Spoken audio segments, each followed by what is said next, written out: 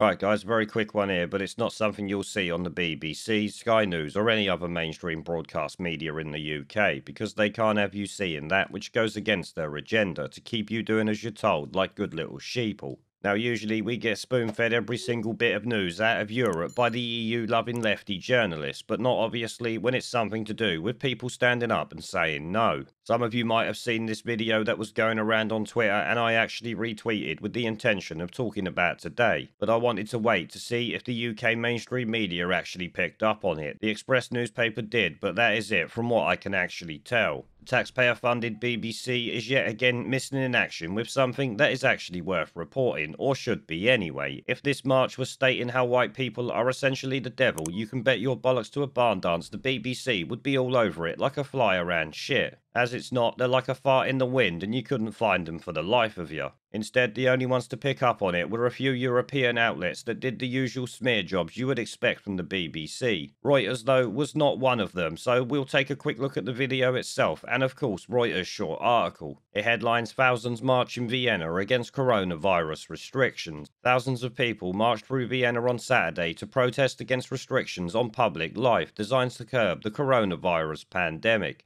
just as Chancellor Sebastian Kurz' government held talks about extending the measures. Chanting demonstrators, many without masks, held signs including "Kurz must go" and "Make influenza great again" during marches through the city centre. I can't fucking believe that. "Make influenza great again." I absolutely fucking love that. That is great. I'd actually like to know who thought that up. That is really fucking funny, and I'm expecting will really piss the media off if it gained any traction. Perhaps people need to run around saying it, just so we can trigger some salt mining from the lefty tosspots. As you know, this is something I thoroughly enjoy doing. Austria, a country of 8.9 million people, is in its third lockdown with only essential shops open, and yet everyone's still in the same situation, much like we are. There's no point in going on about that. It's not even about the protest anymore. So like I said, a very short article indeed. But the point of this video wasn't really the article. I only bothered reading it to you because of the "Make influenza great again" comment. The point of it is obviously the video that has been playing since I started reading the article, and you can see there now. This is showing many people around Europe do not agree with this lunacy and governments overreaching, which is what they are doing. The more people that stand up against it, the sooner it will stop, hopefully. That is, of course, if they actually stop it. There's no guarantee of that. When governments get emergency laws, they don't like giving them up, let me tell you that much. But obviously, the BBC run around reporting on a load of bollocks that no one even cares about. Of course, they're pumping out fear porn 24/7, but they still do report on other news stories from time to time. You would actually think they would report on things like this, or you would expect them to, but of course they won't, because it goes against their agenda, and they don't want people seeing this. I expect that's the reason why they told football players to stop hugging each other when they score, because it makes people remember what we used to do as human beings. But I'm sure most of you noticed during that video that there was no police out there batons out ready to attack people protesting in the street. This is something obviously that Austria has, the UK does not. I find it rather fucking amazing that people can protest in Austria, but if you try to do that in the UK, the old Bill around there batons out ready to give you a kicking. Unless, of course, you are protesting for BLM, in which case they will just let you do it. Though obviously they did arrest that Sasha Johnson tosspot the other day for being outside when she shouldn't be. I expect only because they got told you'll be accused of two-tier policing, which, let's be honest, we know they do anyway. But I will say it, well done to the people of Austria for standing up and saying no.